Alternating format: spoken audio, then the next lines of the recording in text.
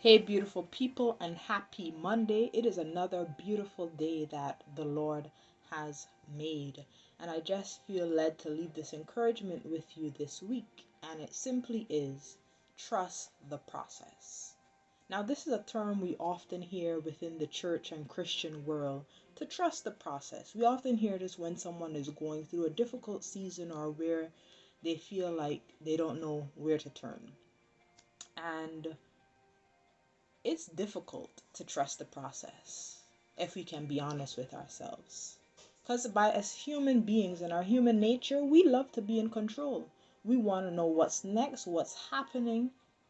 We want to be in the control room, simply put.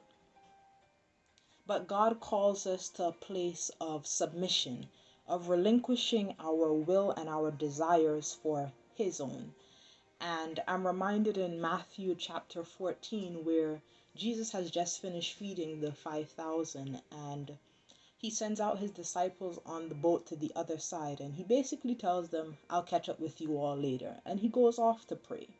He has his prayer time, and in the midst of all of this, the disciples are in the midst of a storm.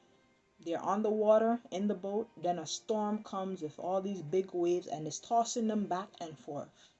And in that moment, they become fearful, forgetting who sent them out onto the water. They begin to panic, like probably many of us would. And Jesus begins to walk towards them, but they don't quite realize that it's Jesus because it is dark and they're in a state of panic. And Jesus is speaking to them and he's telling them to be of good cheer and don't be afraid because of he is present with them even as they're going through their storm. And out of all the disciples that were in the boat, only Peter responds back.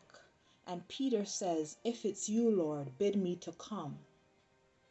And in this part, Peter doesn't see Jesus with his natural eye because it's impossible to see at this point. But he hears the voice of the one who has called him and he knows it's the same one who has sent him to where he currently is. So he has a sense of faith and a sense of trust in that moment.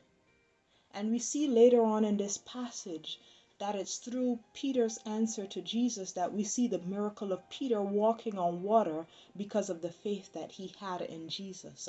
Sometimes we will not see where God is trying to carry us to. It won't always make sense. Sometimes we may not even be able to hear what God is saying to us in that very moment. But what is important is to trust the promise giver.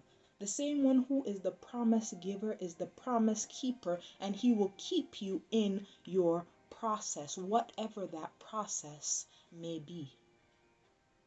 Trust the promise keeper. For our God never fails. For the scripture declares he is the same yesterday, today, and forever. So no matter what storm you are going through, what situation you are going through, remember to trust the God that never fails. For he will never leave you nor forsake you.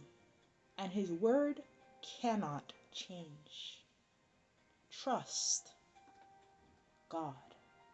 Trust the promise giver.